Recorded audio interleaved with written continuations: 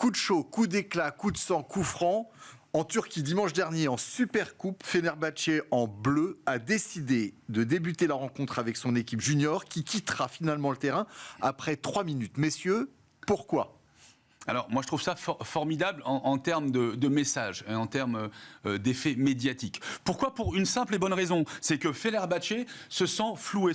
Parce qu'il y a eu une bagarre générale avec Trabzonspor il y a quelques mois, qu'ils avaient demandé des sanctions qu'ils ne les ont pas eues, que surtout, depuis longtemps, c'est un club qui estime être mal arbitré et mal posturé vis-à-vis de la Ligue turque. Ils vont beaucoup plus loin. Ils disent que trop de titres de champion ont échappé à Fenerbahçe de manière douteuse. C'est le président de Fenerbahçe qui tient ces propos. Oui, Oui.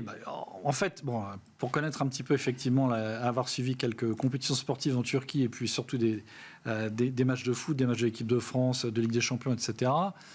Bon, c'est vrai que la gouvernance du football turc n'est pas tout à fait exemplaire, mais on pourrait, j'allais dire, regarder avec un effet de loupe aussi sur d'autres pays en Europe pour se rendre compte que finalement, le vrai problème de tout ça, c'est pas le hooliganisme, même si effectivement il y a eu des bagarres absolument dramatiques, et c'est à ça effectivement que le club a réagi, mais c'est plus le management des organisations de haut niveau dans le football qui pose un vrai problème. Et vous voyez bien que ça bouge, qu'on parle de plus en plus de la Super League, qui a l'air de ressurgir tel le monstre du Loch Ness. Donc voilà, je pense que le foot a un vrai souci existentiel. D'autant que là, en Turquie, on met le doigt sur un problème de gouvernance aussi avec l'autorité de tutelle qui était la fédération. Je m'explique.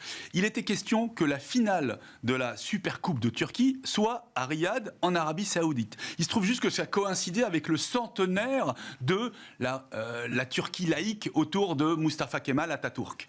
Et les deux clubs avaient l'intention de manifester sagement ce centenaire avec une effigie de Atatürk. Ça a été refusé par le gouvernement saoudien, ce qui fait que on se retrouve en fait avec des clubs qui ont une vision, pas forcément politique, mais en tout cas très laïque, et probablement un ministère de tutelle qui ne l'entend pas de cet avis, et on sent bien qu'il y a une dissension. Et quelque part, quand on tourne autour du problème de Fenerbahçe, on se rend compte que la gouvernance et le problème de gouvernance est total.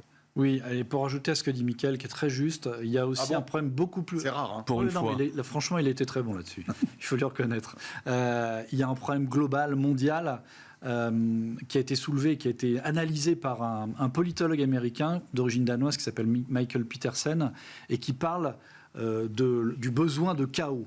Voilà, on l'a vu avec l'assaut du Capitole en 2020, on le voit assez régulièrement en France avec la montée des extrêmes, et puis aussi dans d'autres pays. Voilà. Les gens se saisissent aujourd'hui, et ce ne sont pas des extrémistes pour autant, mais les gens ont besoin de se défouler et se saisissent de n'importe quel événement. Et c'est vrai que le foot est un catalyseur et une loupe médiatique incroyable pour effectivement avoir du chaos et foutre le bazar. Et c'est ça qui est formidable, c'est que depuis tout à l'heure, on discute de la problématique de la gouvernance du football en Turquie, et on a complètement occulté le sujet qui est, Fenerbahçe envoie ses U19, ils jouent 3 minutes, ou 5 minutes, je crois, parce que ça leur permet justement de ne pas avoir d'amende.